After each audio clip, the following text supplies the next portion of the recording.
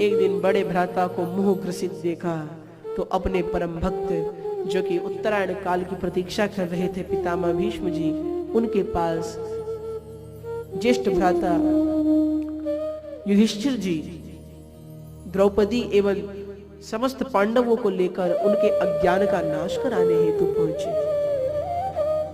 स्थिति देखिए, भगवान सबसे पहले पितामह लेटे हैं बाणों की सैया पर, 2 कदम की दूरी पर पांडव खड़े हैं। अब लेटे हुए आदमी को 2 कदम के लोग तो दिखाई देते हैं, उससे ठीक 2 कदम पीछे भगवान खड़े हैं।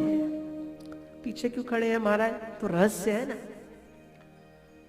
पितामह भीष्म ने नेत्र खोले, अच्छा पांडव आए हैं, आ जाओ। अर्जुन को देखा और बोला, अरे अर्जुन, तेरा सारथी तेरे साथ नहीं आया? भगवान श्री कृष्ण हाथ उठाकर बोले, बाबा उपस्थितोस्मि, आया हूं, मेरी उपस्थिति लगा लेना।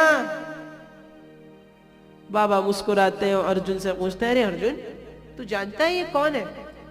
अर्जुन कहते हैं, बाबा मैं भला इन्हें कैसे नहीं जानूंगा, ये हमारे मामा श्री वसुदेव जी के पुत्र द्वारिकाधीश वासुदेव कृष्ण है।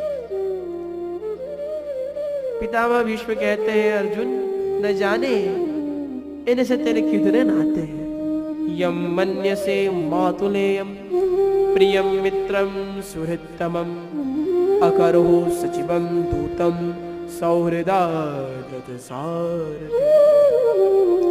कभी मामा का बेटा बनाकर भाई बना लिया, कभी बहन सुभद्रा से विवाह कर कल साला बना लिया, तो कभी महाराज शांति दूत बनाकर हमारे पास भेज दिया, तो कभी ज्ञान लेने के लिए अपना गुरु भी बना लिया, तो कभी खेलने के लिए अपना सखा भी बना लिया है। इनसे तुम्हारे कितने नाते तुम भी नहीं जानते, लेकिन वास्तविकता में कौन है ये भी तुम नहीं समझ पाए हो।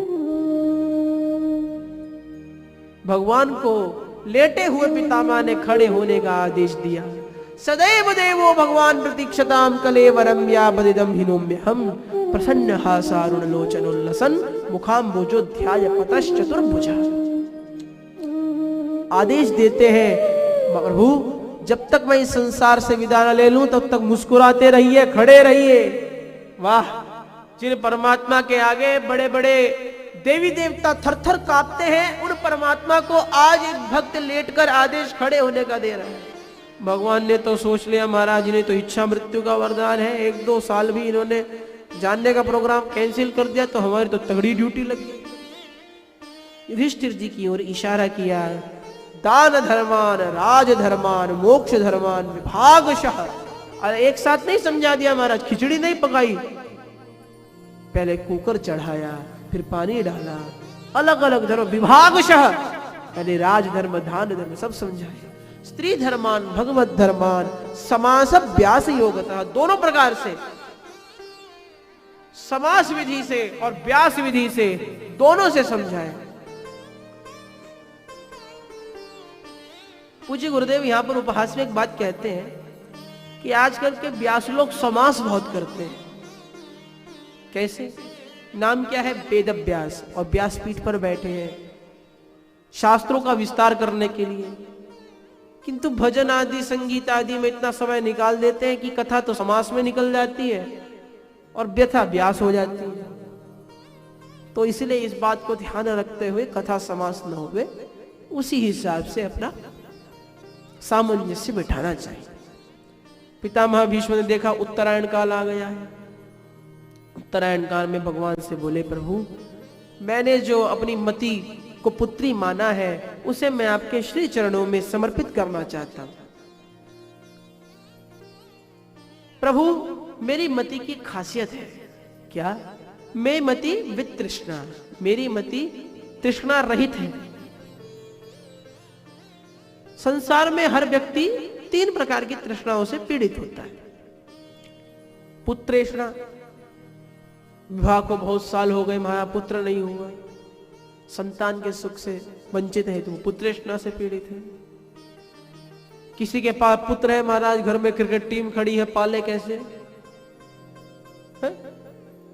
वित्तेष्णा से पीड़ित है, धन ही नहीं है, तो तो किसी के पास पुत्र भी अच्छे हैं, धन भी है, लेकिन संसार में जब जाते हैं तो लोगों को उनका परिचय देना पड़ता है, वे अभी एक परिचय के मोहताज हैं, तो वो लोकेशना से पीड़ित है।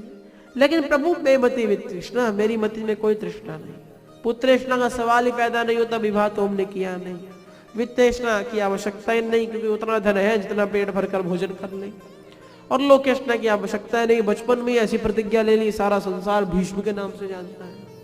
आज भी महाराज किसी समुदाय के बड़े को बताना हो तो ये हमारे समाज के पितामह भीष्म है, कैसा नाम प्रसिद्ध है उनका।